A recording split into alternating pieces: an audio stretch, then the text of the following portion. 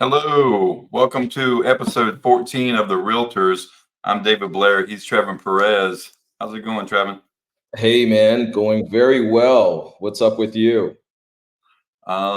Business as usual. Business as usual. Started out the morning with a cancellation. It's always nice. Oh, So we're gonna work through that. I that's a got gut a feeling punch. we've got some backup offers on it. So we're in a good space. So all good, onward and upward. What about you? Very nice, very nice. Yeah, I got some hopes that this buyer is going to come through and submit an offer on a property that she said she loved. Her Sweet. agent's twisting her arm, and I thought it was dead. And last night she said it wasn't. So I'm just hoping it comes through so we can get working. Yeah, I've got some little nibbles here and there on some listings. I've got the those preliminary questions where the agent asks if you're what the commission is, of course, if you're paying a buyer's commission, which is always good, and then they're starting to ask some disclosure questions. Um, can you send over the disclosure, verify an HOA? So I'm Yep. optimistic that we'll get some things running on those. So that'll be good. You You know what, David? This agent didn't even ask if there's a commission being paid by the seller, and I'm like, Yeah. what? We've gone through disclosures, we've gone through everything in the seller's report, but they have not asked about commission. I'm surprised. So I'm trying to I'm trying to put my positive energy on and hope that I could will and help the agent get this deal on the table. Well, I mean, I can see that happening. It was such a big thing in August when that change was made. And then I Yeah. think because we've done this for so long the same way, you kind of fall back into that. You're just assuming, but you know what happens when you assume. So yeah, it's a good idea to stay on top of it. I wrote a contract this past weekend on a condo for a friend actually, and it's kind of unique. They were actually buying a property, so I listed it for a friend, her property, and then someone else within our friend group. I just sent him a message out. We made some adjustments in price. It started getting in his price range, I thought, and I just reached out to him. I said, "Hey, just letting you know, we made an adjustment on this property. If you're interested." And we went over, took a look at it, and we're under contract now. So it's interesting, I think, because they know each other and they've known each other for a long time. We're all within the same friend group. So I'm hoping everybody plays nice and that we're still friends at the end of this thing. So That's a we'll see. tightrope. The tightrope for sure. We'll see. So we got a few things I'm looking at here. What we got on deck for today. So first thing, it looks like we're going to be talking about some strategies for negotiating a fair deal in today's market. We're also going to talk about how agents and clients can navigate that commission discussion, and then also we're getting into that holiday season. The first holiday, this is my favorite time of the year. You've got Halloween coming up at the end of this month. Then we're into Thanksgiving. Then we're into Christmas. Then New Year's. So boom, boom, boom. We've got all the holidays that are kind of lined up. So we're going to talk a little bit about is this a good time to sell during the holidays? What are some of the pros and cons of that? So we'll get into that. So let's start with the strategies for negotiating a fair deal in today's market. You wanna go, or you want me to jump in? Sure, sure. Let me jump right in there. I think that there's 101 different strategies to get a fair deal on today's market properties. Whether you're the buyer or the seller, I think from the perspective of the seller, I think it's great to not overprice your house Yeah. and really be nimble before signing the listing agreement. How about we have an understanding that you're open to taking a price reduction if appropriate, because if there's 5 to 10 other properties that fit the same exact blueprint as your home, we got to be competitive and we got to stand out. So if it's not based on features or functionality and we're exact DNA, apples to apples, we need a price adjustment, right? Just be competitive, because in today's market, And in this holiday season, homes are Mhm. selling a little slower. Sure. So that's one angle, right? The other is making sure that as a seller, you understand what your property is worth. So maybe incorporating a pre-appraisal prior Mhm. to going under contract. If you're really stuck on a price you don't agree with your agent on, Mhm. let's do an appraisal. There's a lot of appraisers that you could hire and work those into just satisfying your curiosity on what my home is worth. And I think on the buy side, I think it's just important to really research and make sure that you're not in this market looking at 20 to 30 homes. It's competitive. So let's look for the deals and really work with your agent to be strategic and not waste your time. Yeah, I would start that's a good there. point. Yeah, good points. So to on that um, the having the property appraised, we actually at my brokerage we used to offer if you were if you're on the market or looking to go on the market and we did an evaluation of the property and let's say you have one idea of what your price is going to be or what you where you want the price to be, my comps are showing something else. In those cases we would actually say, I tell you what, we'll reimburse you for an appraisal at closing if Mm, you list within this range, within a 1 to 2% range of what the appraisal is, either way, either higher or lower. And that that's was always a good, fair, and reasonable compromise, I guess, if you would, between the broker and between the seller, to where you knew that you were at least getting that second opinion is from the appraiser, and the seller felt good about it, that they were starting within the correct range. So that's one tip I would give for a seller, like you said, as far as pricing it correctly, especially given the time of the market. On the buying side, I always tell buyers that if you are depends on what you're looking to do. So there's some buyers that are credit rich, cash poor. They've got great credit, they can get a loan, but they don't have a lot of cash reserves, and maybe they need closing costs paid through credits, or maybe they want a rate buy down. Rates are still a little on the high side right now.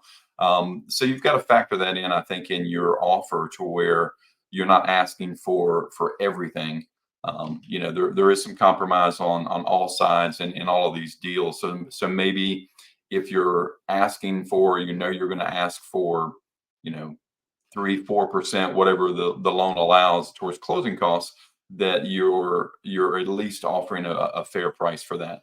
And I always tell buyers, give yourself room for at least two, at least 1 to 2, minimum one counter offers when you're making an offer, just simply because you don't want to go in hard fast with a line drawn and said, okay, I'm not going to budge from this price. Because once you do, and you give that, if you're the seller, I'm representing the buyer, you're representing the seller, I send that to you, and your seller says no, depending on where they're at in that timeline of the listing, well, then where do you go from there? There's nowhere to go at that point. So you've got to kind of set that up with your agent, some strategy of, okay, this is where I want to be, but I can make some compromises and go down from there. And then you kind of tier that. So maybe if you're asking for closing costs, maybe you offer closer to the list price, because you need to realize, in reality, you're not offering the actual listing price. So if your property is at 300,000 and you're saying, okay, 300,000, but I want you to pay 10, 15,000 closing costs,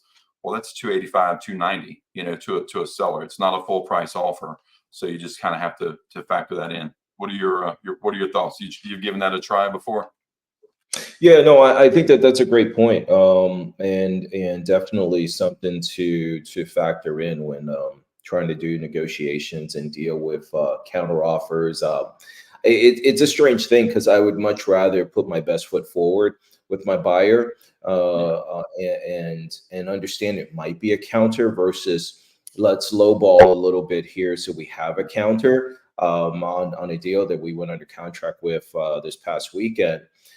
I was representing the seller and the buyer. I I think that the buyer came in probably 10 grand less. And Yeah. so of course, my argument and recommendation to the seller is let's split the difference. Come up Yeah. half $5,000 more.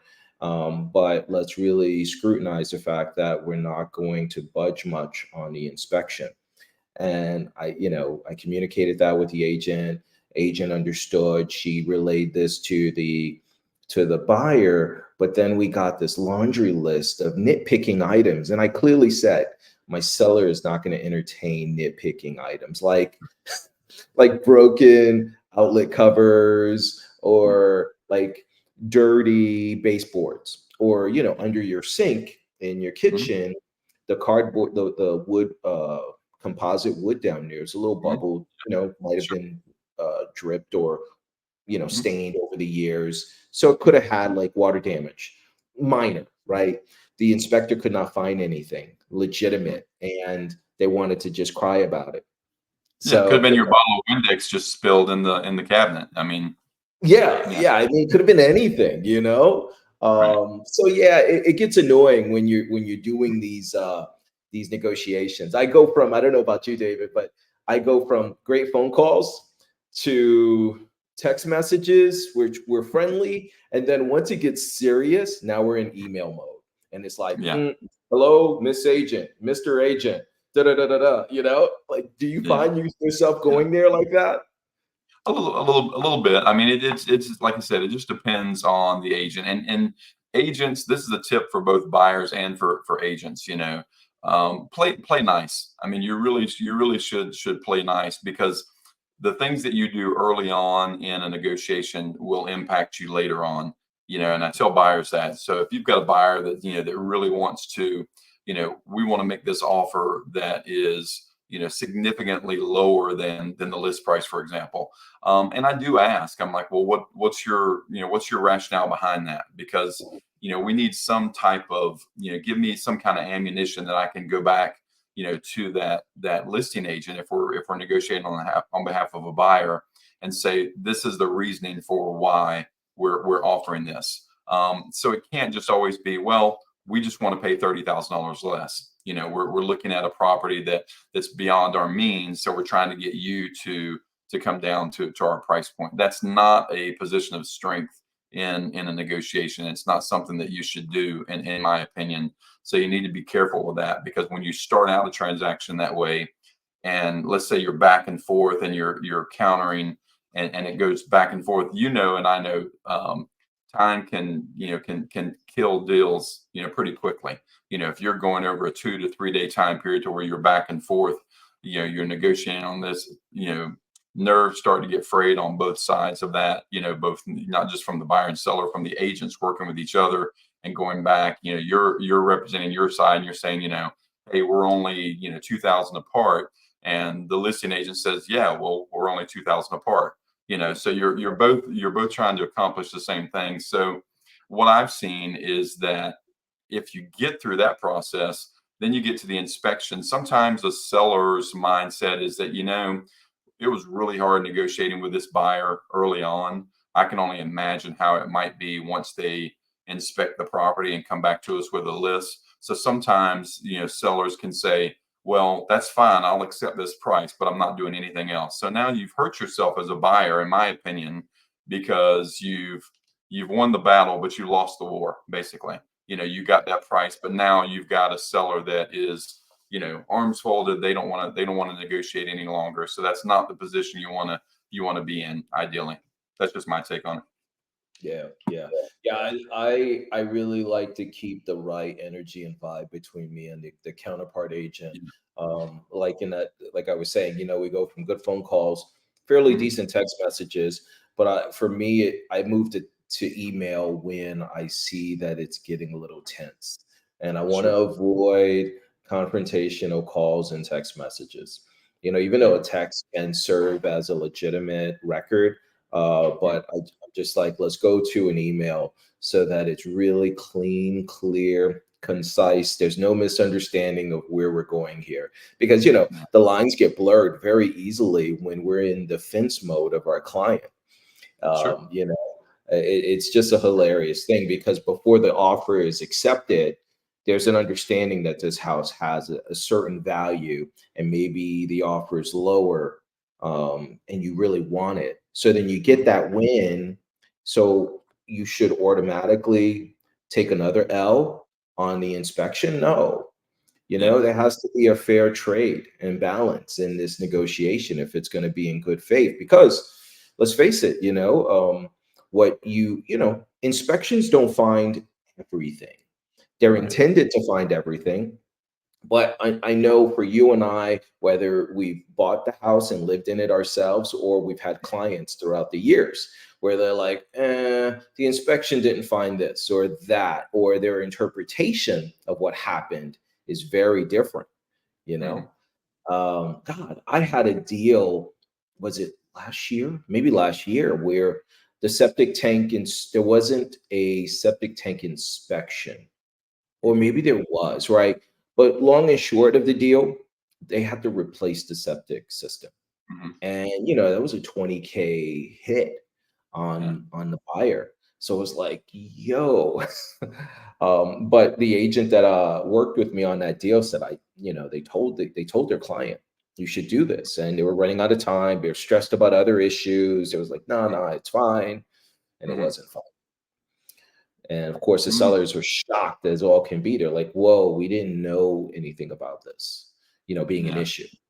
So, yeah, fun times in these negotiations. I tell you, overall, it's funny to me that people think we don't do enough or our jobs are simple, but the complexity is in the details, Mhm. and why it can be a good living if you're dedicated and consistent enough with it, and why Mhm. a lot of people don't stick with it. Yeah.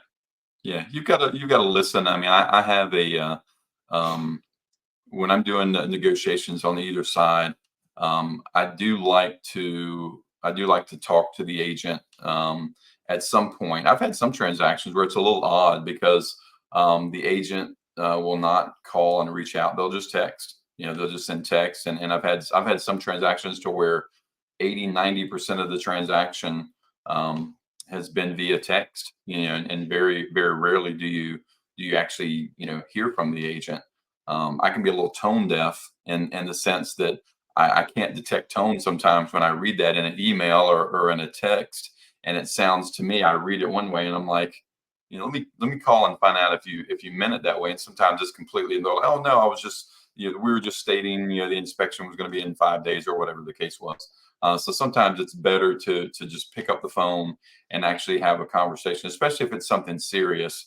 You don't want to necessarily try to negotiate that. Now, I will do, and I've heard mixed reviews about this. I want to get your take on it. So I'll actually send screenshots sometimes from my conversations with the other agent to whomever I'm working with, the buyer or seller.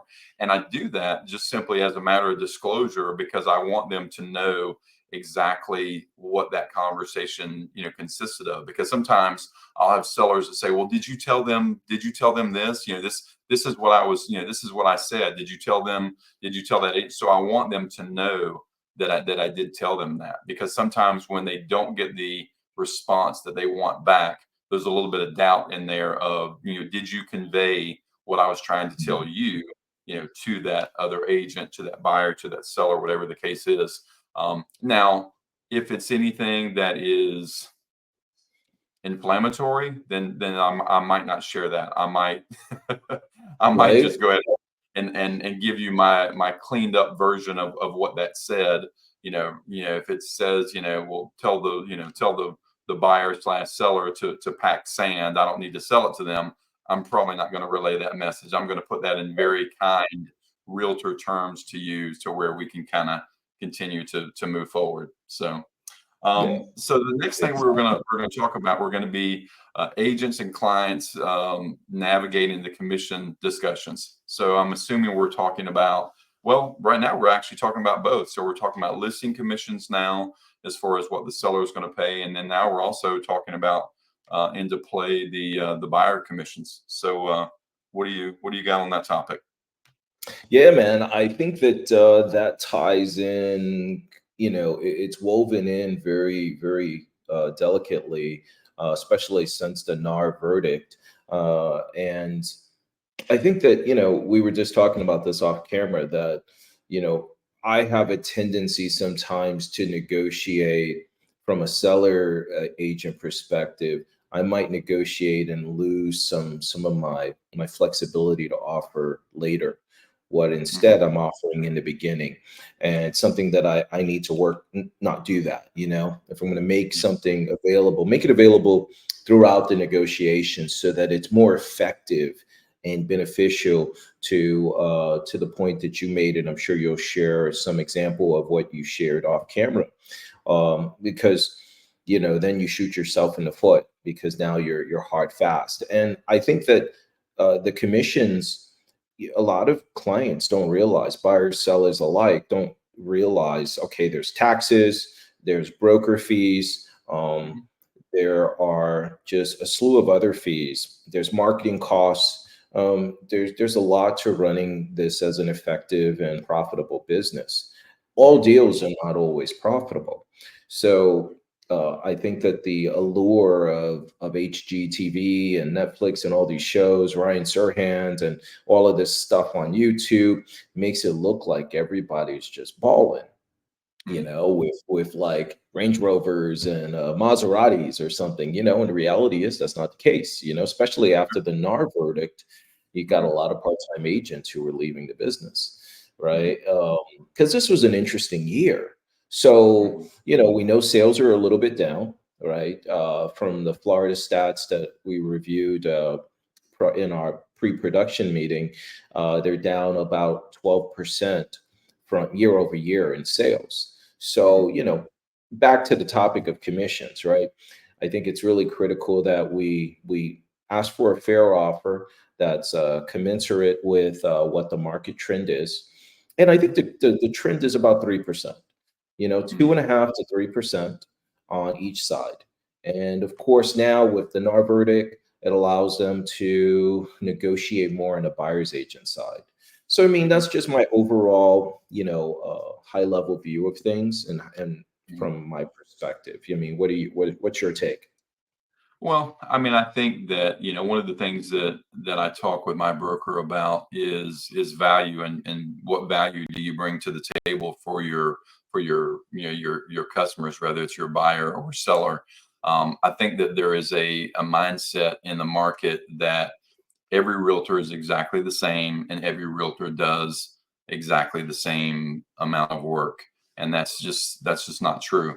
And I know it, and you know it, because we're in the day-to-day business, and we're interacting with a lot of other agents, and sometimes you're carrying, quite frankly, another agent through that deal with you, because maybe they're not as aggressive or engaged in getting the deal done, which to me is just, I scratch my head sometimes, because we're in this business to make a living. I mean, this is what you do. This is what your profession is. And if you don't get that buyer seller to the finish line, then you don't get paid. I mean, there's not a second place. There's not participant ribbon in this. You either do your job and you get paid for it, or you don't. So from that standpoint, I think it just really depends on what you're bringing to the table, what your company offers, what you're doing as far as marketing, your skill set. All of those things have a value. Anything that we buy, whether it's a good or service, has a price point for it, and there's a reason for that price. If I order something from Amazon versus I order something from Temu, there's going to be a difference in price and quality for that. Same thing with service, in my opinion. If I'm out there and I'm better than ABC agent, and I can sell your property quicker, or I can sell the property for more money, or I can offer exposure that other companies can't, then I should be compensated for that. I don't know that it's fair to say, well, you should just be at 2.5% because you're going to do exactly the same thing that every other agent that's out there does. And I've had that conversation for years, with buyers and sellers, as for what you do. Now it's a more of a conversation now with buyers, because you've got to step your game up, in that there's not a guarantee. There used to be that guarantee commission, so to speak, of you could go out there and say, okay, well, I'm guaranteed 2.5 or 3%, for bringing this buyer to the table. That's not the case anymore. I shared with you offline where the commission on my side was being negotiated by the seller, basically, based on the repair requests and different things like that that my buyer came up with. So so we're kind of being pulled into that transaction a little bit, in that your commission is being negotiated as part of those fees that the seller feels that they're paying, and that can be negotiated. My thought is that both the buyer and seller need to step up in every transaction, because ultimately you're selling your house, you're buying the house. I'm just simply offering a service and working as either a single or a transaction agent to facilitate that process. But at the end of the day, it's not my property. I'm not profiting from you buying this house, other than obviously the commission that I make, through the sale. So, from that standpoint, I think each side needs to do their part before I step in and kind of bridge that gap. And we've talked about it. I've done that for years. There's things that we're probably in one of the only professions, because it is commission based, to where we have the ability to do that. I don't know that if you go to any other profession, whether it's a doctor, a dentist, or a lawyer, or anyone else, that you can go in there and say, hey, I don't want to pay this. So can you kind of help out with that? Can you adjust your commission or your fees so that I can accomplish that? It's a really odd dynamic if you think about it, in that you're asked to take some of the food off your table, so to speak, so that someone else can get their deal done. So and I've done that quite a few times, and I'm okay with doing it. I think you have to make a business decision. A lot of times you have to look at it and say, okay, well, is this a transaction that the customer is going to use me in the future? They're going to refer me, for doing that. And in those cases, I don't mind doing it. I don't mind, offering a little assistance if I can, in bridging that, bridging that gap if there is one. I did one recently where it was a repair item that the repair request came back. They wanted to adjust my commission in that. I took a look at the true cost of that rather than just this made up number, and just said, okay, hey, I'll give a $500 credit, out of commissions towards the, towards the repair items.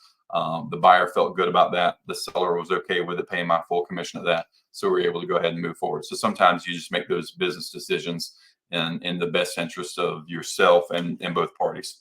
So Yeah. it just worked out. Well, and to that point, David, I just want to specify, right? I think what was great about what you just did there, was there was a divide between the buyer and seller and who was paying for, or if they deemed those repairs worthy of paying additionally, right? So the sellers pushed back on you, on your client, and your buyer really wanted it paid. So you came in clutch, right? You came in clutch, better than your Cowboys do.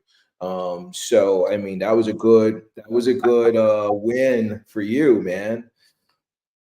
It was the only win I had this weekend. It was absolutely the only win I had this weekend. Sorry. So let's talk about the last thing we had on schedule here. We're going to talk about the again, we're in that holiday season. We're in that first the holiday quarter, I'll call it. So is it a good time to buy a house during the holidays or sell a house for the holidays? So let's talk about that a little bit and kind of dig into, I know you wanted to share some stats that you had in regards to the sales around this time of year. What do you have on that? Well, actually, stats wise, we don't have it reflective solely off of this time of year. We do have it year over year ending in September. And this is just for the Florida housing market overview as a total. Median sale price is currently at 403,100, which is down year over year by 0.5%. Exactly down 0.48% year over year. And number of homes sold year over year, again ending September, was 32,127 homes, and that is a year over year decrease of 5%. And then the median days on market, so total number of days on market that a home sits listed, has increased from last year to this year. We're now at a total of 61 days on market. That's 18 additional days from where it used to be year over year. And so, as we know, the market is different this year. Interest rates are higher. So, I mean, there's a number of elements that are affecting the sales and the market of where we are today. And of course, we came out of a hot COVID years, which you wouldn't expect COVID to have been so hot.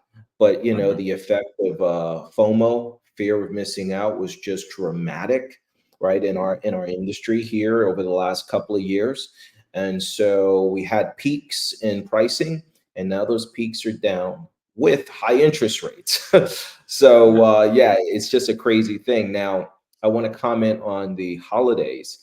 Now, the holidays are typically slower, right? We know our peak sales time of the year is summer, spring and summertime, where the bulk of homes are sold.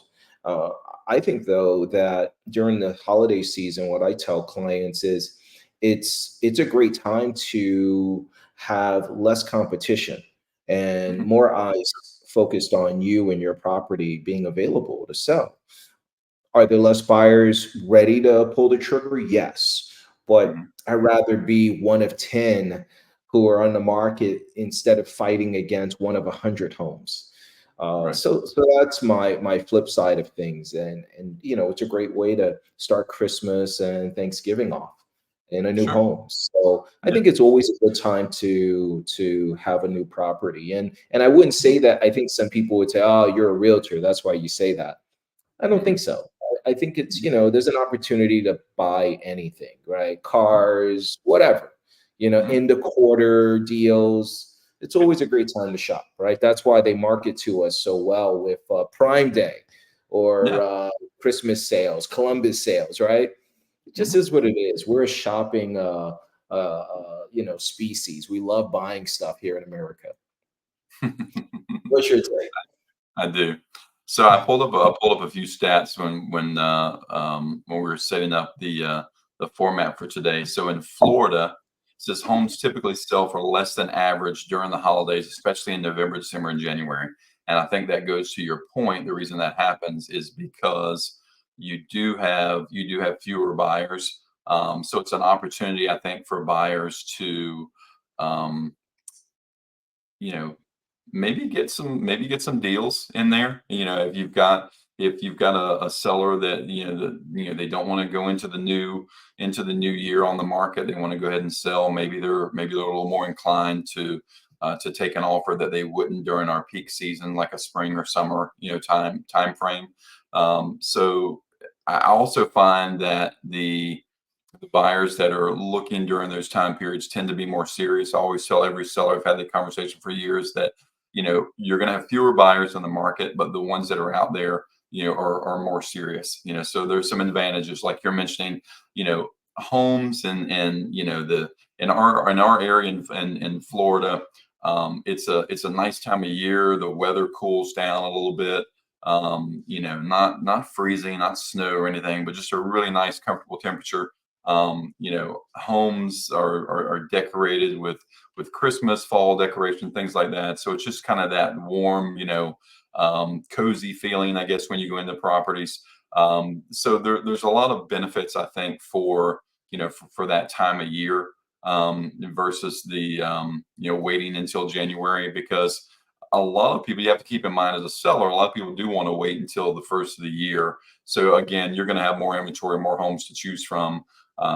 So if you really make yours stand out, that's key. I think you can't just, okay, well, I want to be on the market, during that time period. You really need to make your home stand out, and that's, price, condition.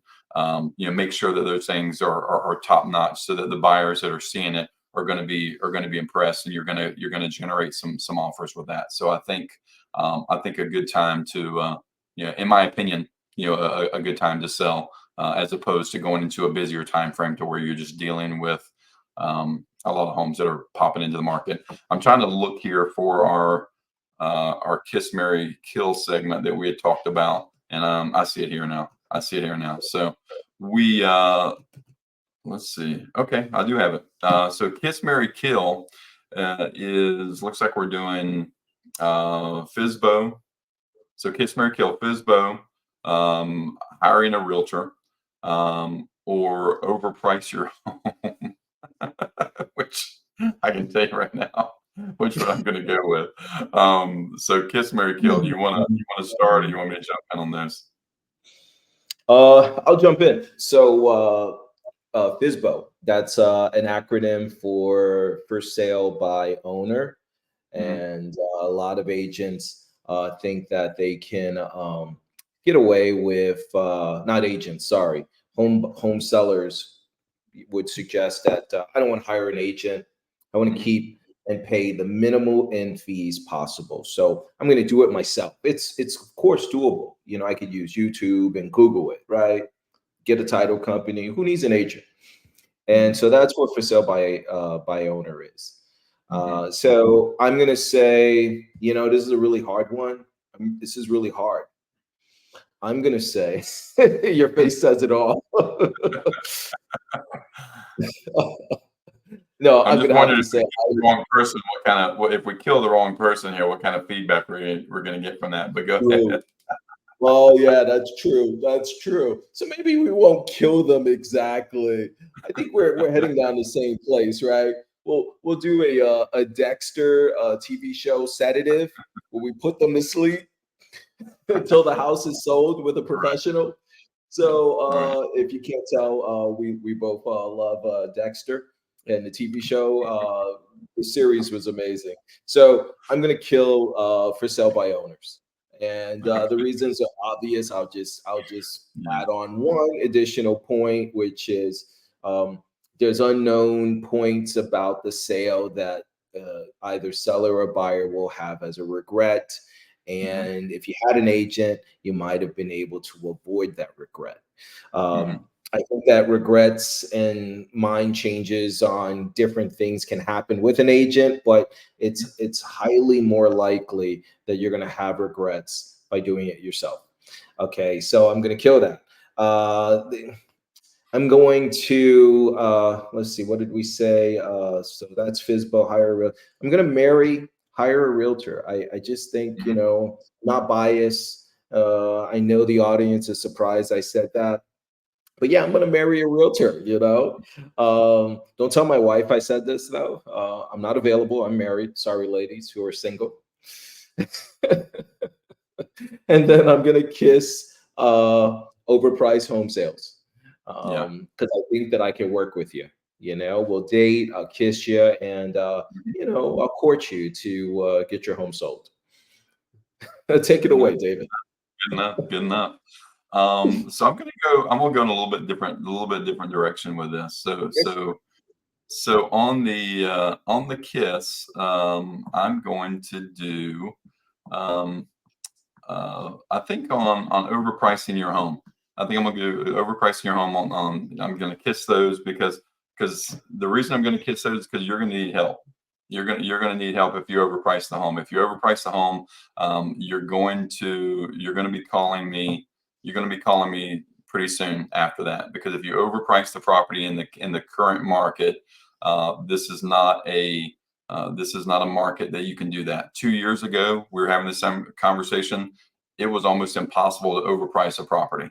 Yeah, But it is very possible right now. So, 2 years ago, you couldn't put a price high enough on there. You put a price on there, even as realtors, that you thought, okay, well, this is probably on the high side, and still got offers within that or more than that in the multiple offer era, if you will. So I'm going to kiss those because I think you're gonna be back. Um, I'm going to marry the FSBO. I'm going to marry the FSBO because again, you're going to see it my way eventually.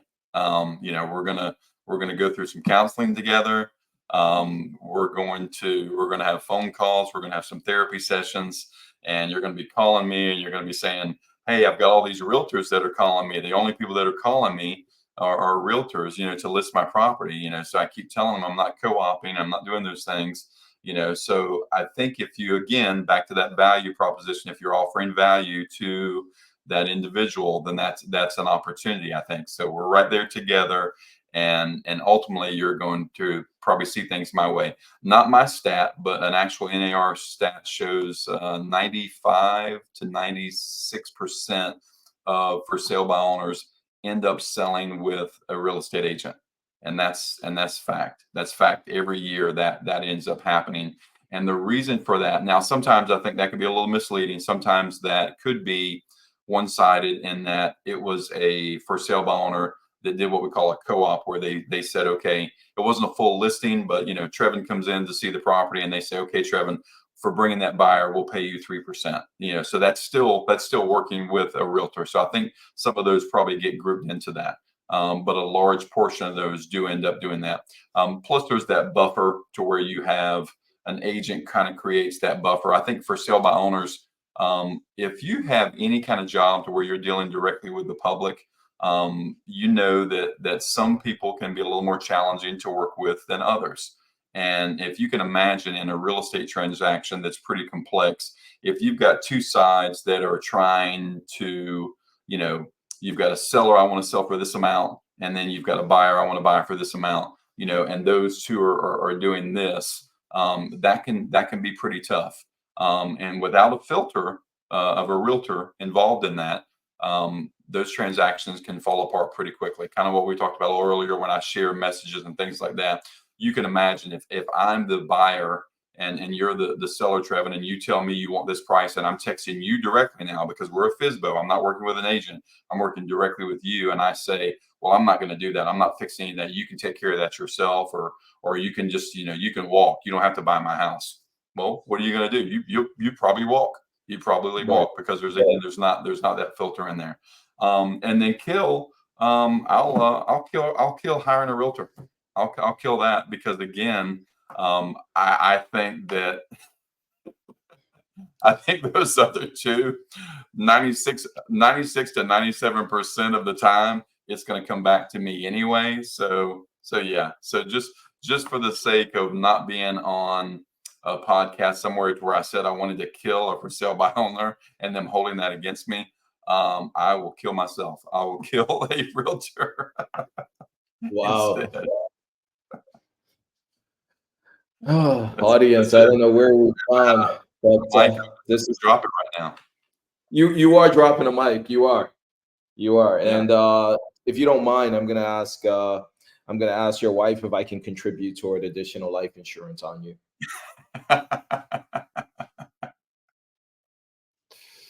Oh God, where did we go? We're going on a trip pretty soon. So I might need it. We're going to my wife works with the YMCA, so we're going on a global trip that she was invited to, and she's taking me with her to Mombasa, Kenya.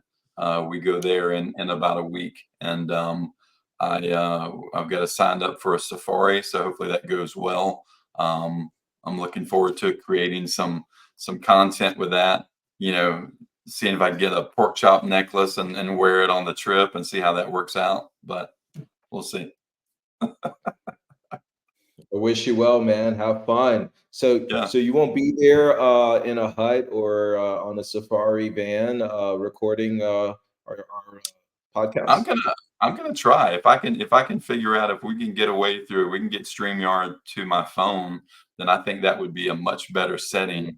If I've got a lion or a gazelle or something in the back or something getting attacked, a cheetah or something like that, I think it would make for good content.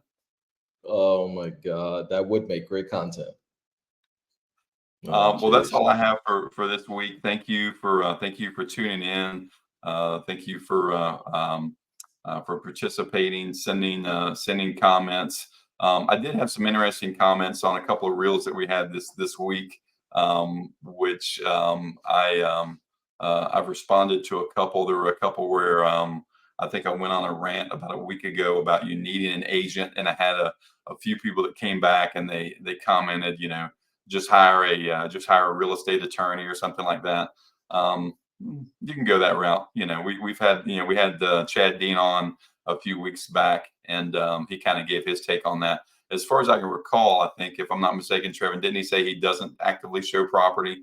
He doesn't get involved in that side of it. So, Yeah. Maybe they're going to show properties on their own. Who knows? Yeah. Good luck with it. You have anything in closing?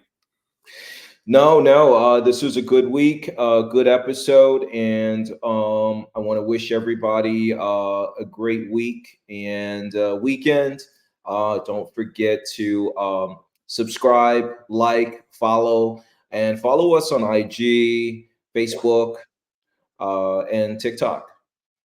Sounds good. Okay. See you next week. Take care.